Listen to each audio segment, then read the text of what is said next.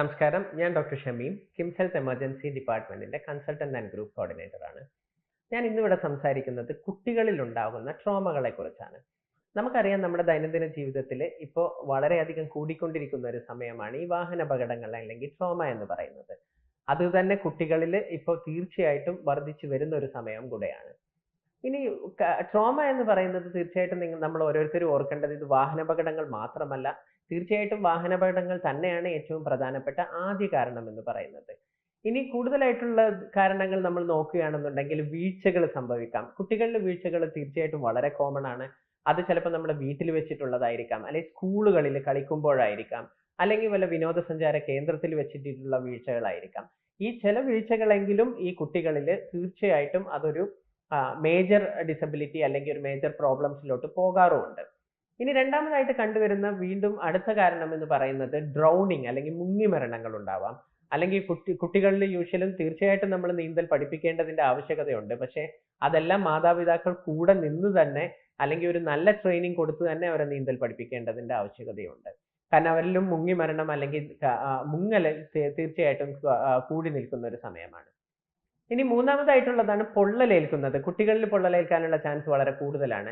തീർച്ചയായിട്ടും ചെറിയ കുട്ടികളിൽ, അതായത് നമ്മളൊരു 1 വയസ്സിനും 4 വയസ്സിനും ഇടയിലുള്ള കുട്ടികളാണ് ഇത് വളരെ കോമൺ ആയിട്ട് കാണപ്പെടുന്നത്. ഇതിന്റെ പ്രധാന കാരണം എന്താണെന്ന് വെച്ചാൽ കുട്ടികൾ തീർച്ചയായിട്ടും മാതാപിതാക്കളുടെ കൂടെ ആയിരിക്കും. അപ്പൊ മാതാപിതാക്കൾ എപ്പോഴും അടുക്കളയിലോ അല്ലെങ്കിൽ അടുത്തുള്ള ഏരിയകളിലോ വർക്ക് ചെയ്യുന്ന സമയത്ത് കുട്ടികളും കൂടെ നിൽക്കാനുള്ള ചാൻസ് വളരെ കൂടുതലാണ്. പിന്നെ ഈ പ്രായം എന്ന് പറയുന്നത് കുട്ടികൾ തീർച്ചയായിട്ടും എത്തിച്ച് പിടിക്കാൻ നോക്കുന്ന ഒരു സമയമാണ്.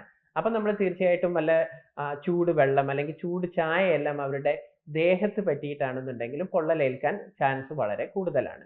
അപ്പൊ ഇത്രയും കാരണങ്ങൾ കാരണമായിരിക്കും നമുക്ക് യൂഷ്വലി ട്രോമ കുട്ടികളിൽ കോമൺ ആയിട്ട് കണ്ടുവരുന്നത്. ഇനി ഒരു ട്രോമ കുട്ടികളിലും അല്ലെങ്കിൽ നമ്മളൊരു മുതിർന്നവരിലും എടുത്തു കഴിഞ്ഞാൽ അത് രണ്ടും തീർച്ചയായിട്ടും വ്യത്യസ്തമാണ്. കുട്ടികളിൽ വെറും ഫിസിക്കൽ മാത്രമല്ല, കുട്ടികളിൽ കാരണം അതൊരു മെന്റൽ ഡിസബിലിറ്റിക്ക് കൂടെ ചില കേസുകളിലെങ്കിലും നമ്മൾ കാണാറുണ്ട്. ആ ഒരു മെന്റൽ ഡിസബിലിറ്റി കൂടെ കുട്ടികളിൽ ഉണ്ടാവാറുള്ള ചാൻസ് വളരെ കൂടുതലാണ്. ഇനി നിങ്ങൾ വാഹനാപകടം സംഭവിച്ച ഒരു സ്ഥലത്തോട്ട് പോവുകയാണെന്നുണ്ടെങ്കിൽ, ഇപ്പൊ കുട്ടികൾ വാഹനാപകടത്തിൽ പെട്ടിട്ടുണ്ടെന്നുണ്ടെങ്കിൽ ആദ്യമേ നമ്മൾ ശ്രദ്ധിക്കേണ്ട കാര്യം എന്താണെന്ന് വെച്ചാൽ അലക്ഷ്യമായിട്ട് കുട്ടികളെ വലിച്ചിഴക്കാതിരിക്കുക. അവര് മാതാപിതാക്കൾ ഉണ്ടെന്നുണ്ടെങ്കിൽ കൂടുതലായിട്ടും ഈ കുട്ടികൾ അവരുടെ സൈഡിലായിരിക്കും കുറച്ചും കൂടെ കംഫർട്ടബിൾ ആയിട്ട് കാണാറുള്ളത്. അപ്പൊ മാതാവിന്റെ അല്ലെങ്കിൽ പിതാവിന്റെ കൂടെ വിടാൻ എപ്പോഴും നമ്മൾ ശ്രദ്ധിക്കുക. കാരണം നമ്മൾ എടുക്കുമ്പോൾ കുട്ടികൾ വീണ്ടും പാനിക് ആകും, അവർ വീണ്ടും ആങ്ഷ്യസ് ആവും. അപ്പൊ ആ ആങ്ഷ്യസ് തീർച്ചയായിട്ടും നമ്മൾ കുറയ്ക്കേണ്ടതിന്റെ ആവശ്യകതയുണ്ട്. രണ്ടാമത് ഉണ്ടാവുന്നതാണ് നമ്മുടെ നട്ടെല്ല്. ഞാൻ എപ്പോഴും പറയാറുള്ളതാണ്, നട്ടെല്ലിന് ഏൽക്കുന്ന ക്ഷതങ്ങൾ തീർച്ചയായിട്ടും അതൊരു പെർമനന്റ് ഡിസബിലിറ്റിയിലോട്ട് കുട്ടികളെ നയിക്കാറുണ്ട്. അതുകൊണ്ട് അലക്ഷ്യമായിട്ട് കുട്ടികളെ വലിച്ചിഴക്കാതിരിക്കുക. നട്ടെല്ല് കോൺസ്റ്റന്റ് ആയിട്ട് കീപ്പ് ചെയ്യാൻ എപ്പോഴും ശ്രദ്ധിക്കുക. എപ്പോഴും നമ്മൾ അടുത്തുള്ള ഒരു വൈദ്യസഹായം എത്തിക്കുന്നതിന് വേണ്ടി ഷിഫ്റ്റ് ചെയ്യുന്നതും തീർച്ചയായിട്ടും അവരെ കിടത്തിയിട്ട് തന്നെ, അതായത് നമ്മളൊരു ആംബുലൻസോ അല്ലെങ്കിൽ നമ്മളെ കാറുകളിലോ കിടത്തിയിട്ട് തന്നെ കുട്ടികളെ ഷിഫ്റ്റ് ചെയ്യാൻ എപ്പോഴും നമ്മൾ ശ്രദ്ധിക്കേണ്ടതുമാണ്. ഇനി നമ്മൾ എപ്പോഴും അടുത്ത് ശ്രദ്ധിക്കേണ്ട കാര്യം എന്താണെന്ന് വെച്ചാൽ കുട്ടികളെ ഞാൻ പറഞ്ഞതുപോലെ തന്നെ ഹോസ്പിറ്റലിൽ എത്തിക്കഴിഞ്ഞാലും നമുക്ക് ആദ്യമേ മാതാപിതാക്കളുടെ കൂടെയാണെന്നുണ്ടെങ്കിൽ അവരുടെ കൂടെ തന്നെ നമുക്ക് വിടാവുന്നതുമാണ്.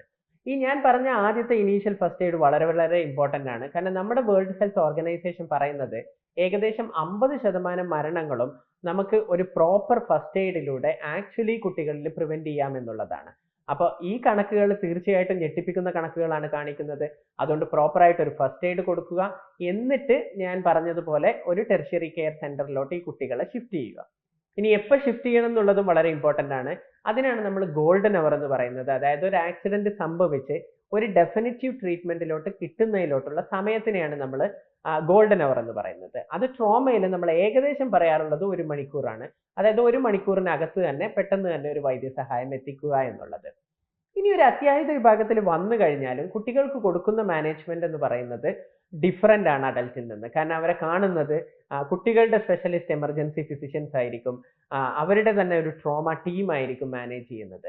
അപ്പോൾ അവർക്ക് എന്തെല്ലാം ബുദ്ധിമുട്ടുകൾ ഉണ്ടോ, അതായത് അവർക്ക് പെയിൻ അല്ലെങ്കിൽ വേദനകൾ ചിലപ്പോൾ കൂടുതലായിരിക്കും. അപ്പൊ നമ്മൾ പെട്ടെന്ന് തന്നെ അനാൽജസിക് കൊടുക്കും. പിന്നെ അവരിലുള്ള ഇമേജിങ് നമ്മൾ കൂടുതലായിട്ട്, അതായത് മുതിർന്നവരിൽ ചെയ്യുന്നത് പോലെയുള്ള CT സ്കാൻ അല്ലെങ്കിൽ എക്സ്റ്റെൻറ്റീവ് ഇൻവെസ്റ്റിഗേഷൻസ് നമ്മൾ ഒരിക്കലും ചെയ്യുകയോ ഇല്ല. പിന്നെ അവർ യൂഷ്വലി നമ്മളൊരു 24 hours എപ്പോഴും ഒബ്സർവേഷനിൽ കീപ്പ് ചെയ്യാറുണ്ട്. കാരണം അവർക്ക് എത്രമാത്രം അപകടങ്ങൾ അല്ലെങ്കിൽ എത്രമാത്രം ഇതുമൂലമുള്ള ക്ഷതങ്ങൾ എത്രമാത്രം ഉണ്ട് എന്ന് മനസ്സിലാക്കാൻ വേണ്ടിയാണ് നമ്മൾ യൂഷ്വലി 24 hours ഒബ്സർവേഷൻ വെക്കാറുള്ളത്. അതുകൊണ്ട് നിങ്ങൾ ഓരോരുത്തരും ചിന്തിക്കുക, നിങ്ങൾ ഓരോരുത്തരും കൊടുക്കുന്ന ഫസ്റ്റ് എയ്ഡിലൂടെ തീർച്ചയായിട്ടും നമുക്കൊരു ജീവൻ വേണമെങ്കിൽ രക്ഷപ്പെടുത്താവുന്നതാണ്.